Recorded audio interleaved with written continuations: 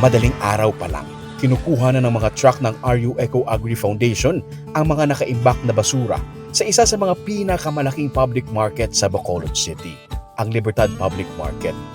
Karamihan kasi sa mga basura dito, mga nabubulok at nalantang gulay at prutas.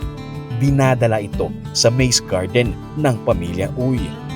Dito nangyayari ang pag-segregate sa mga nakukuhang basura. Matapos ma-segregate, ang mga gulay at prutas, pati na kahoy, ay ipinapasok sa shredder ng RU Founded Machine Shop Corporation.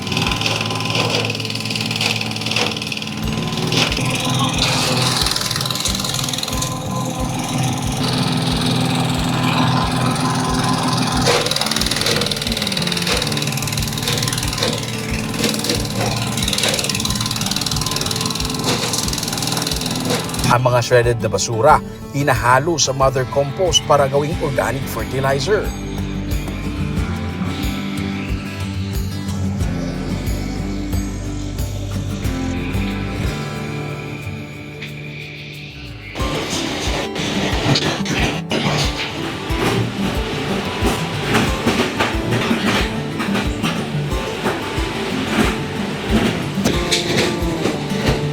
Ang mga niyog na kadalasan nakukuha rin sa mga merkado. Ang nilalagay naman sa decorticating machine. Pwedeng gawing lubid ang mga ito.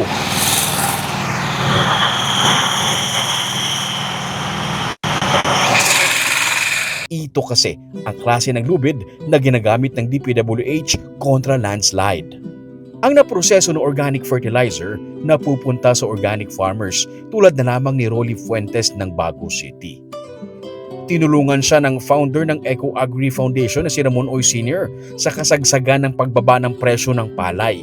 Masyadong mababa ang bili ng palay sa kanila ng traders kaya't humingi siya ng tulong sa kay Uy.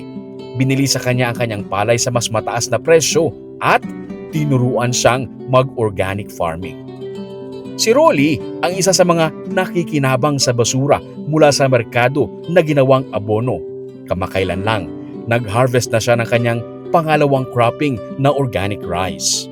Sa kasagsagan ng pagtaas ng presyo ng abono dahil sa gyera sa Middle East, hindi apektado si Rolly dahil organic fertilizer na gawa lang dito sa Negros ang gamit niya.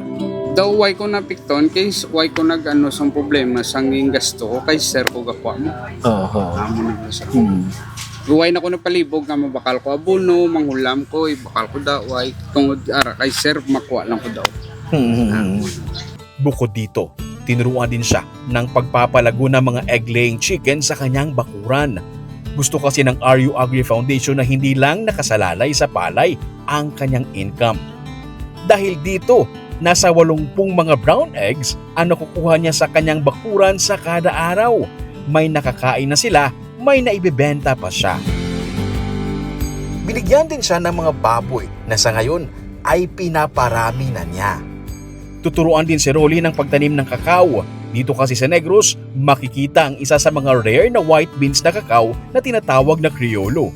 Pinaparami ito sa tulong ng award-winning kakao farmer na si Chris Fadriga na nakakuha ng Gold Award sa 2021 International Cocoa Awards sa Paris. Ito ang klase ng kakao na ginagawang chocolate ng mga malalaking chocolate companies sa Europe.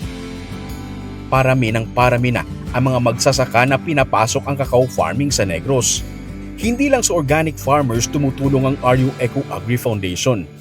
May mga magsasaka naman at mga kooperatiba na pinapahiram ng pera para pangtustos para sa kanilang mga pananim at binabayaran nila ito sa pamamagitan ng kanilang mga produkto tulad ng gulay at prutas. Nakikipagtulungan ang foundation sa Department of Science and Technology para may support services din ang mga magsasaka tulad ng ESFADA o Small Farmers Association of Barangay Abuanan, Dulao at Atipuluan. Matapos mabigyan ng harvester ang mga magsasaka, pahirapan ang pag-maintain ng harvester nila. Mahal din kasi ang spare parts nito pero madalas itong ginagamit ng halos 50 mga magsasaka na miyembro ng grupo. Pero simula nang makatanggap sila ng pandayan na gawa ng RU Founded Machine Shop Corporation, sila na mismo ang nag-aayos ng kanilang mga tools pati na heavy equipment tulad ng harvester. Kwento ng chairman ng grupo na si Emily Cabalfin, 60,000 pesos sana ang gagastuhin nila sa pagbili ng nasirang parte ng harvester. Pero dahil may pandayan na sila na mismo ang nag-ayos nito at 5,000 pesos lang ang nagastos nila. Sa supplier is 60,000. 60,000 ha? 60,000. Gamay-gamay. So sir, maputo kami. Maputong asosasyon. Tungod ang gamit nagagulang man siya mong. So kadamo man sa maintenance. Ang amon nga nasupot, kabalo man ang arpat. Kay kami man naupod. Amon ang istorya na mo, chairman. Pero inahuabi mo, sir, pilang amon gasto. Nagbakal na lang si manager ko hindi ko kaintindi kung anong ginbakal ara. Plansa. Nang stainless nga rad. Stainless ko nung nga rad, ara da gani damo pakuda ho stainless. Okay. Kaugan ko sang akon latero. Sabi natin. So ara na. Yala di John. Ara. Kamu lang nagpabricate sinay? Yes. O ginkuha na sa sir ara panada ginkuha na ang frame ginbilin kag amo naman ang ginso. Kiginisla ng mga... Yes. So kailan na yung gasto yun sa amo ni? 5,000. 5,000 pesos. 60,000 tayo kung ibakal nyo. Apat na sa. Kadako sang masib na mo. We have given a lot of thousands of equipment all over the Philippines.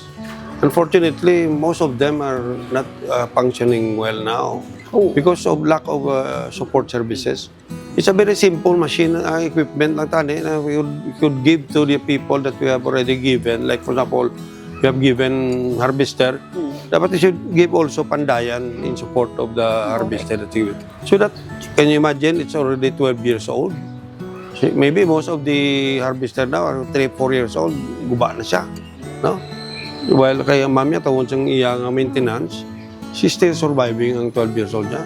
Maybe ang inikita sang i-harvester many times over na siya. ROI na siya. Yeah. May alam na din kasi ang mga magsasaka sa pag-ayos ng kanilang kagamitan, pero binigyan sila ng dagdag na kaalaman ng foundation at sa pakikipagtulungan sa Technological University of the Philippines, Visayas at Central Philippine State University, nadagdagan pa ang kanilang kaalaman sa pag-ayos ng kanilang mga gamit dahil sa training na ibinigay sa kanila.